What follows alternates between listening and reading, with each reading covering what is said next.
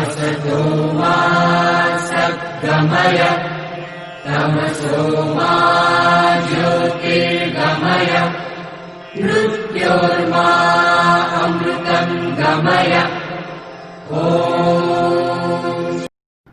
This is Srinivas Raju, Physics Department, VIVEKA Degree College, Tuni.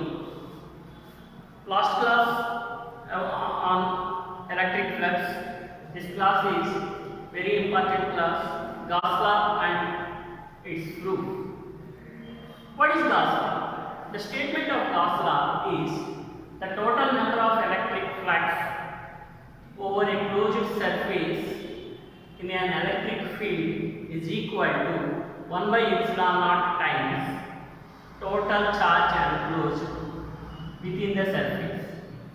Here the equation is pi is equal to surface integral of E bar dot ds that equal to 1 by epsilon naught times q. So what is the relationship between Gauss law and Coulomb's law? This Gauss law is about electric field. How much electric field, how much electric flux is there in a surface. Here Coulomb's law. Coulomb's law is for the force between two charges. Here the force between two charges is directly proportional to the product of the charges and inversely proportional to the square of the distance between them. The equation, we know that F is equal to 1 by 4 pi epsilon naught q1 q2 by r square or q epsilon naught q naught. Q naught means the test positive charge by r square, and from F E is equal to F by q naught, therefore E is equal to 1 by 4 pi epsilon naught q by r square. What is the relationship between Gauss law and Coulomb's law? Gauss law is converse of Coulomb's law, because here definitely we find out the flux, we need the value of E bar value. That like that, Coulomb's law and Gauss law are equivalent. Gauss law and its proof. Gauss law has three cases. The first case is the point of the is outside on the surface. So here let us consider any arbitrary surface. Here the charge is plus q at O, and P is a point at a distance of r.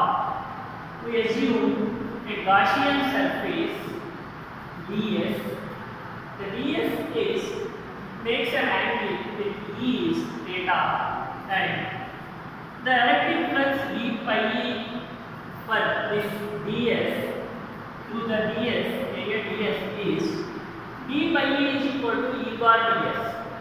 So E ds cos theta. We know that from scalar product A bar dot B bar is equal to AB cos theta. Like that, E bar dot ds is equal to E ds cos theta. So where theta is angle between E and ds. To find out the value of E, we use the Coulomb's law. From Coulomb's law, electric field intensity is given by E is equal to 1 by 4 pi epsilon naught q by r square. From equation 1 and 2, we replace the E value with this value equation 2, then we get d pi E is equal to 1 by 4 pi epsilon naught q by r square ds cos theta.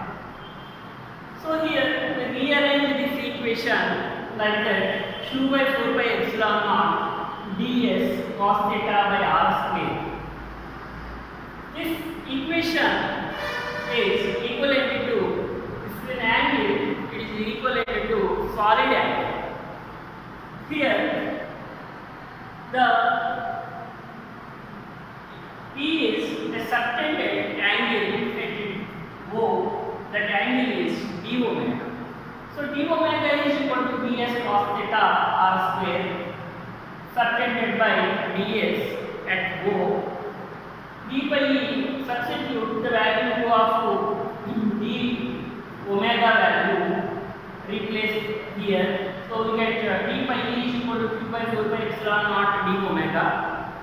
The total flux pi E over entire whole surface, then we get q by 4 pi epsilon naught integral d omega.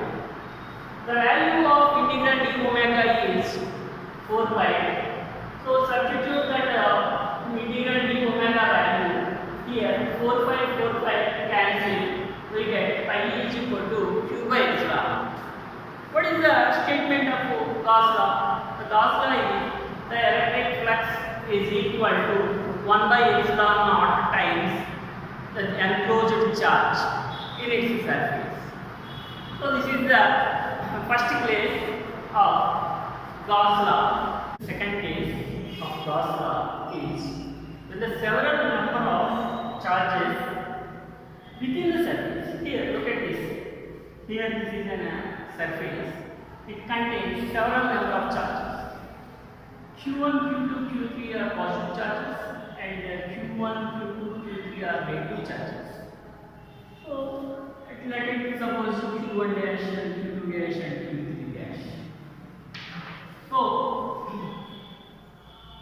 for the several number of charges, what is the total flux through this surface? We want to find out. The electric flux is the sum of the individual charges. So pi is equal to 1 by epsilon naught q1 q2 and so on plus minus q1 dash and minus q2 dash and so on. So we written as like sigma q. So pi is equal to 1 by epsilon naught sigma q. From this, the total number of electric flux over closed surface is equal to 1 by epsilon naught times the total charge enclosed within the surface. Now, third case, when charge is outside the surface, here charge plus Q is outside of the surface. Let us suppose this charge is at P and Q and R and S. So P and R are the electric line of forces are inwards and Q and S are outward. So here taken as this one is DS1, this one is DS2 and this one is DS3 and this one is DS4. The flux through the area DS2 and DS4 and DS4 are positive because the electric line of forces are outwards, while the areas DS1 and DS3 are negative because the electric line of forces are inward directions. The flux at P through area DS1 is minus Q by 4 pi epsilon naught d omega. From case 1, the flux at Q through area DS2 is plus Q by 4 pi epsilon naught d omega. The flux at R through area DS3 is equal to minus Q by 4 pi epsilon naught d omega. And the flux at S through area DS4 is equal to plus Q by 4 pi epsilon naught d omega. The total electric flux is, adding these all four, it cancel to each other, then we get the total electric flux is 0. So the conclusion is the total electric flux over the whole surface due to an external charge, here the charge is external, is 0. So this is the Gauss law and its proof. Gauss law proof has 3 cases. One is when charge is inside the surface, and another one is when the several number of charges are within the surface, and when the charge is outside of the surface, the electric flux is 0. I hope you understand very well. It's very important topic. Thank you.